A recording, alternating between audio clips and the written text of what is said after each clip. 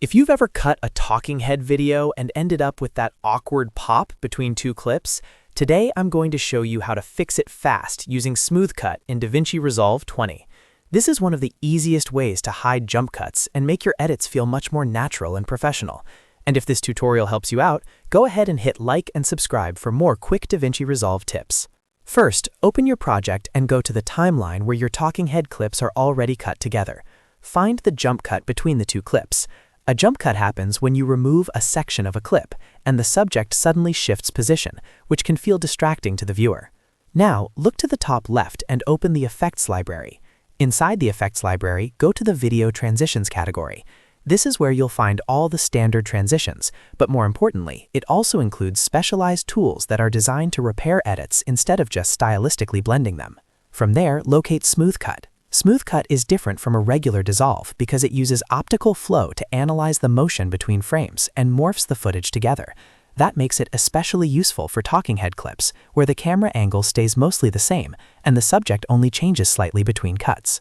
Once you find Smooth Cut, drag it directly onto the edit point between the two clips on your timeline. Make sure it lands right on the cut where the jump happens. As soon as you apply it, DaVinci Resolve will start building the transition and preparing the effect. Next, click the edge of the Smooth Cut transition on the timeline and shorten it to just 2 or 4 frames.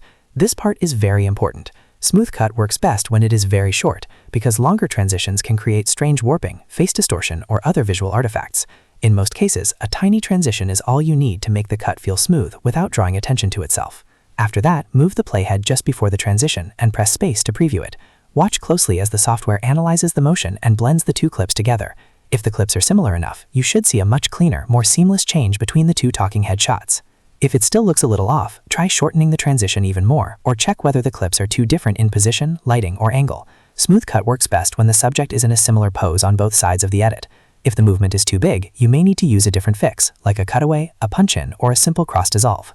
But for most basic jump cuts, Smooth Cut is a really fast and effective solution. It can save you time, reduce visual distractions, and give your videos a much more polished feel. So that's how to fix jump cuts in DaVinci Resolve 20 using Smooth Cut. If this helped, make sure to like the video, subscribe to the channel, and keep an eye out for more simple editing tutorials just like this one. Thanks for watching, and I'll see you in the next video.